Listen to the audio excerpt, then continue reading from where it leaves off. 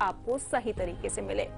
चर्चा की शुरुआत करें, लेकिन उससे पहले आपको बता दें कि आप भी हमारे कार्यक्रम में जुड़ सकते हैं। कोई भी सवाल आपका है तो आप सीधे हमें कॉल कीजिए। नंबर्स आपकी टेलीविजन स्क्रीन पर लगातार फ्लैश कर रहे हैं। चर्चा की शुरुआत करते हुए सबसे पहले आचार्य जी से जान लेते हैं कि दान का क्या कुछ महत्व होता है, क्योंकि कुछ लोग ऐसे होते हैं गुप्त दान करते हैं बिना किसी को बताए, लेकिन कुछ लोग अपने दान का इतना प्रचार प्रसार कर देते हैं कि जितना रिजल्ट उनको मिलना चाहिए उतना मिलता नहीं है। आचार्य जी, आखिर विधि सबसे ज्यादा क्या होती है दान करने की? बिल्कुल, बहुत अच्छा प्रश्न किया है। अपने तमाम दर्शकों को हम समझाना चाहते हैं। गोस्वामी जी ने एक बड़ी सरलता से लिखा है, तुलसी पंछी के पिए घटे न सरिता नीर, दान दिए धन ना घटे जो सहाय रघुवीर। कई जन्मों का पुण्य उदित होता है तो धन मिलता है, पुण्य और अधिक होता है तो धन के साथ यश मिलता है। जब महापुण्य होता है तो ईश्वर की कृपा होती है। जब ईश्वर की कृपा होती है तो किसी संत या किसी गुरु का आगमन आपके जीवन में होता है। मेरे भाई बहन, समझना होगा दान क्या है। अपने संपत्तियों का जो विग्रह बांट देना, अपने क्योंकि हमने कई बार बोला, आपके शरीर के माध्यम से तन मन धन 3 प्रकार की सेवाएं मनुष्य के जीवन में बताई गई है। लेकिन सबसे उत्तम दान क्या है, समझना होगा। मन के द्वारा किसी को दान कैसे आप दे सकते हैं? कोई व्यक्ति कर्जे में डूब गया है, कोई व्यक्ति किसी नदी में डूब रहा है और उसके जीवन में आप वैभव दान देते हैं। वैभव दान से बड़ा दान कुछ नहीं है मेरे भाई बहन। कोई बीमार है ना तो उसको बोल, अरे आप ठीक हो जाएंगे। कोई नदी के अंदर डूब रहा है, उसको बोला, अरे आप निकल जाएंगे, एकदम निकलने वाले हैं। किसी के जीवन में आपदा समस्याओं का युग बना है, उसके जीवन में आप बोल के देखिए, अरे आपको चिंता करने की जरूरत नहीं है, आपको घबराने की जरूरत नहीं है।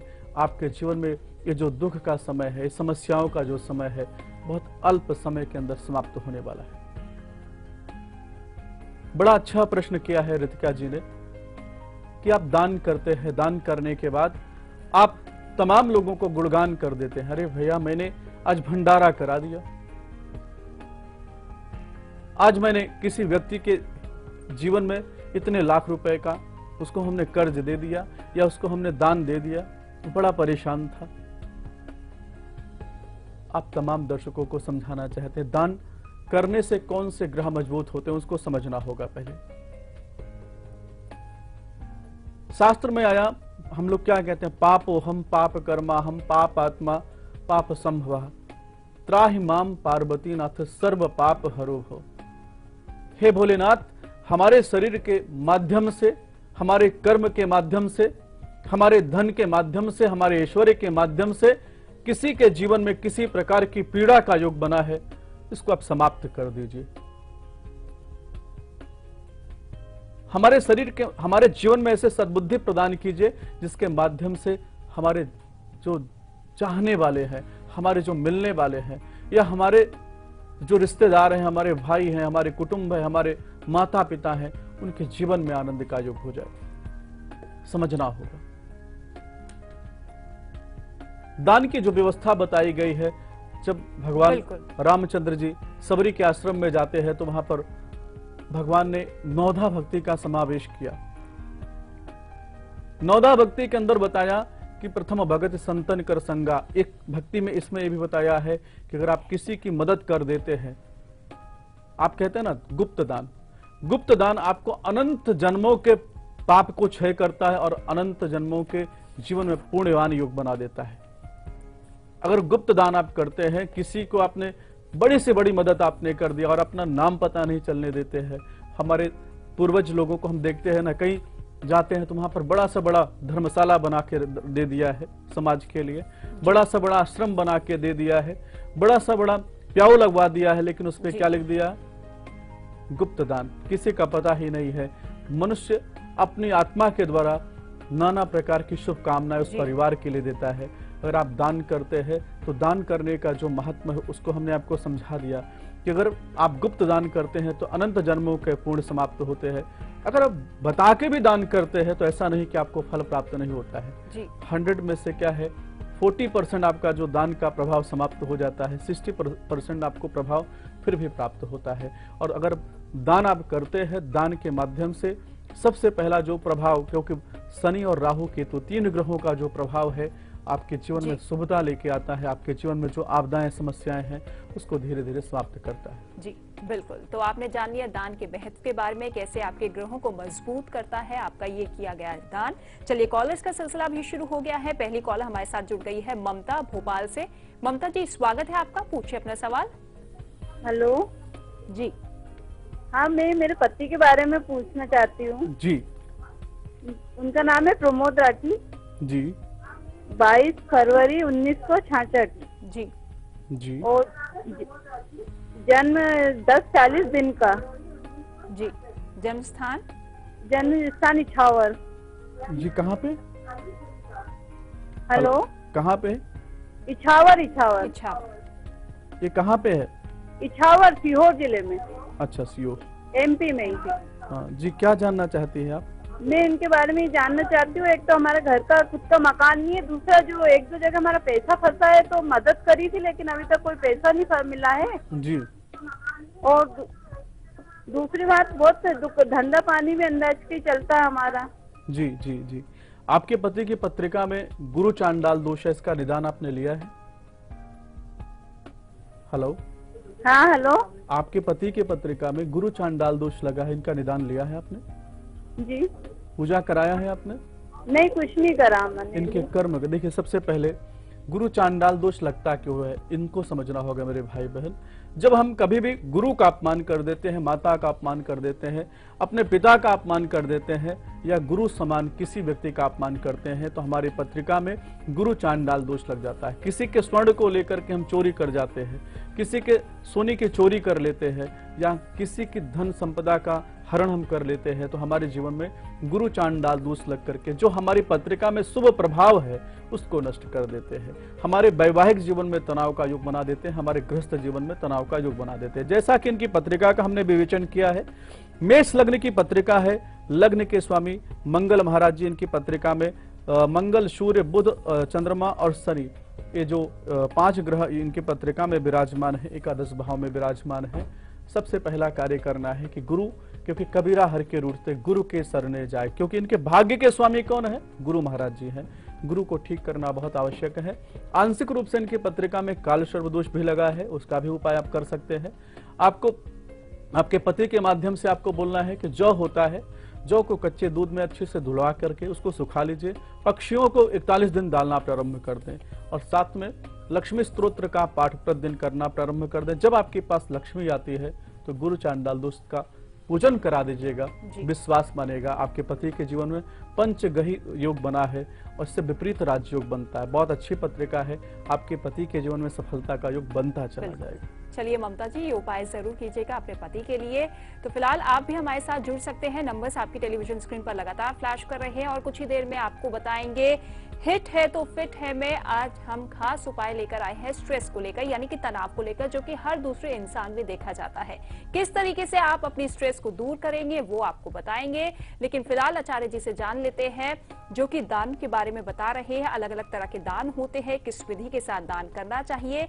लेकिन आचार्य जी, कई बार देखा जाता है कि गुप्त दान जो लोग करते हैं उन्हें रिजल्ट तुरंत भी मिलता है और 100% मिलता है। और जैसे आपने जिक्र किया है कि जो लोग दिखावे में दान करते हैं उन्हें 60% तक तो रिजल्ट मिलता है, लेकिन 40% तक का रिजल्ट नहीं मिलता है। तो इसमें डिफरेंस कहाँ आ जाता है? देखिए रितिका जी, बहुत ही अच्छा प्रश्न आपने किया है। आपके माध्यम से हम सबसे पहले तो जो दान करते हैं और जो समाज के कल्याण के लिए, किसी अनाथ व्यक्ति के लिए, देखिए 2 प्रकार की व्यवस्था है। जैसे आज ही आपके चैनल के माध्यम से देख रहे हैं, एक बच्चा किसी होटल के अंदर गरीब बच्चे को ले जाके भोजन कराना चाहता, व्यवस्था देखना है, आपका भाव क्या देखना है। अगर किसी दान के अंदर आपको अहंकार या आपको थोड़ा दिखावा है तो उसका जो प्रभाव आपके जीवन में प्राप्त होता है थोड़ा कम हो जाता है। लेकिन कई प्रकार के दान ऐसे होते हैं जिससे समाज को जागरूक करना है। अब क्या करते हैं कि आप 800-900 गरीब बच्चों को आप पढ़ा रहे हैं या एक बच्चे को आप गोद ले रहे हैं, लेकिन सब तक समाज को मैसेज कैसे जाएगा कि सबको अगर शिक्षित करना है उसके लिए क्या करना है कि आपको थोड़ा दिखाना पड़ेगा। लेकिन उसमें अहंकार नहीं होना चाहिए, उसमें समर्पण होना चाहिए। हम इनको भगवान मान करके, नारायण मान करके इनकी सेवा करना चाहते हैं। दूसरी चीज मैं समझाना चाहता हूं, दो प्रकार की व्यवस्था। आप अगर बराह महाराज जी के बारे में सुना है तो बराह का मतलब वामन रूप लेके भगवान आते हैं।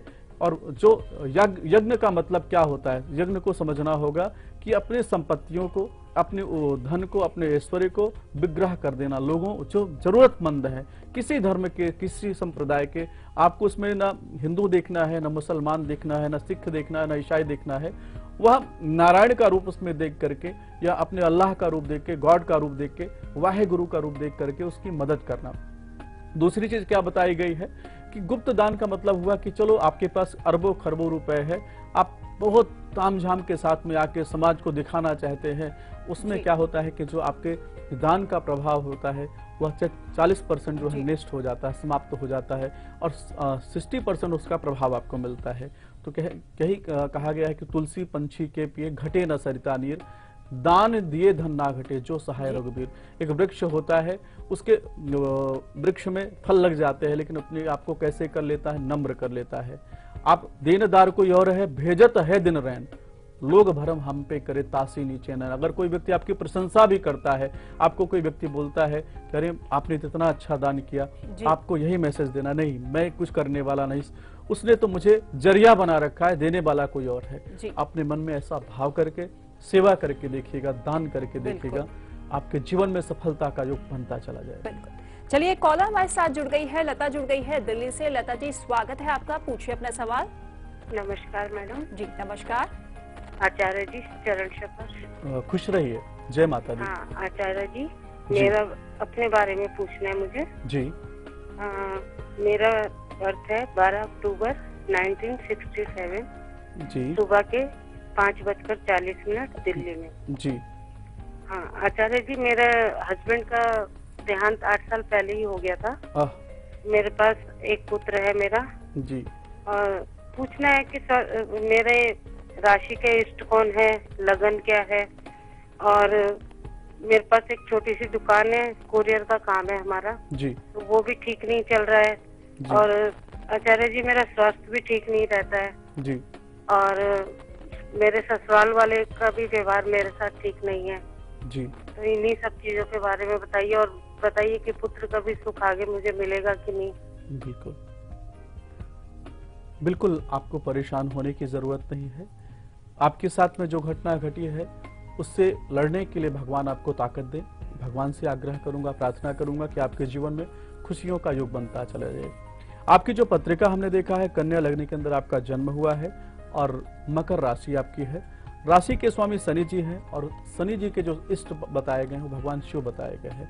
शिव की शिवार्चन करने से आपके जीवन में सफलता का योग बन जाएगा। गुरु की महादशा चल रही है और गुरु की महादशा के अंदर जो आपकी अंतरदशा चल रही है वह राहु जी की चल रही है। गुरु की महादशा कन्या लगने के जातकों के लिए कई बार ठीक नहीं होती है, उनके स्वास्थ्य पर परेशानी का योग बना सकती है, उनके पति से डिस्टेंस कर सकती है, दूरियां बना सकती है।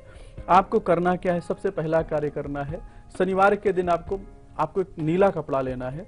आपका जितना हाइट है उतना बड़ा नीला कपड़ा लेकर के उसमें जौ बांध करके किसी धर्म स्थान पर या नवग्रह मंदिर में दान देकर आना है और राहु जी का नित्य जाप करना प्रारंभ कर दीजिए।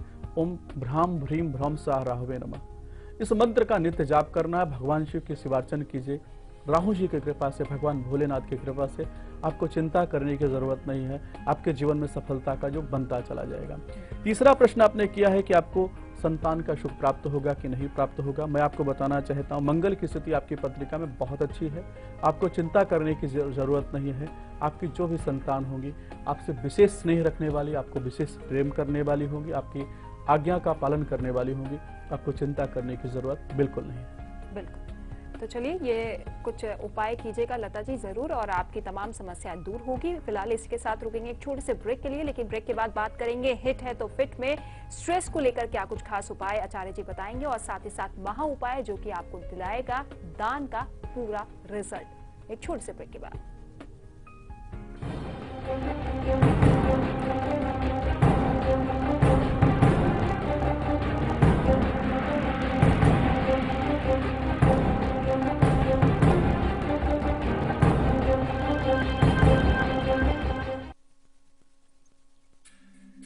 परेशानियों से भरे न जाने कितने दिनों, महीने और सालों का इंतजार जब खत्म हो जाए सिर्फ एक फोन घुमाने से, तो फिर आप उसे क्या कहेंगे? लाइव इंडिया हेल्पलाइन, सिर्फ लाइव इंडिया।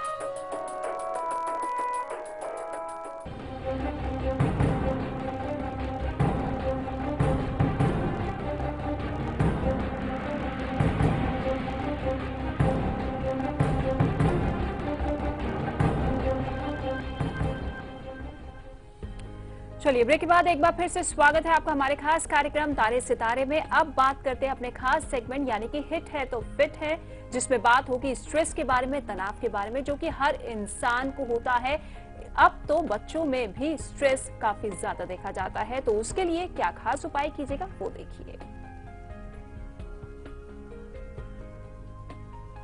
बिल्कुल अपने तमाम दर्शकों को हम समझाना चाहते हैं। देखिए, सोचने की बात है कि आज का समाज जो है इतने तनाव में क्यों रह रहा है। आज हमारे जीवन में नाना प्रकार की समस्याओं का योग बन रहा है। उसका कारण क्या है, उसको समझना बहुत आवश्यक है। अपने तमाम दर्शकों को समझाना चाहते हैं, अगर आपके जीवन में तनाव का योग चल रहा है तो आपको करना क्या है। आपको 5 मोंगरे के पुष्प लेना है, थोड़ा सा कच्चा दूध लेना है और थोड़ा सा चावल लेना है। पूर्णमासी के दिन इस उपाय को आपको करना है। आपको किसी बड़ वृक्ष पर जाकर के वहां पर इस तीनों चीजों को रख करके आना है और 1 वर्ष निरंतर आपको करते रहना है। आपके पीछे मुड़ के नहीं देखना है। इस उपाय को आप आस्था के साथ, विश्वास के साथ आप करते जाइए। आपके जीवन में जो आपको तनाव रहता है, मानसिक तनाव जिसको बोलते हैं, धीरे धीरे समाप्त होता चला जाएगा। बिल्कुल। चलिए कॉलर्स के सिलसिले को आगे बढ़ाते हुए एक और कॉलर हमारे साथ जुड़ गई है। मंजू जुड़ गई है बैंकॉक से। मंजू जी, स्वागत है आपका, पूछिए अपना सवाल। जी जी मैम, नमस्ते। जी नमस्कार। नमस्ते मैम। पंडित जी प्रणाम। जय माता दी। जय माता जी। पंडित जी, हमारा जन्म तिथि जी 10 जुलाई यानी 9 की रात को 1:20 जी 10 जुलाई 10 जुलाई 1965। 1965 में हुआ। समय क्या है आपका? जी जी समय बताइए मंजू जी। बैंकॉक थाईलैंड है। समय नहीं, बैंकॉक थाईलैंड में, हम इंडिया के हैं, बोल रहे हैं बैंकॉक से। अच्छा, समय क्या है? जी, लेकिन हम इंडिया मऊ से यूपी। ठीक है। अच्छा, समय क्या है? टाइम? समय 1:20 9 की रात को।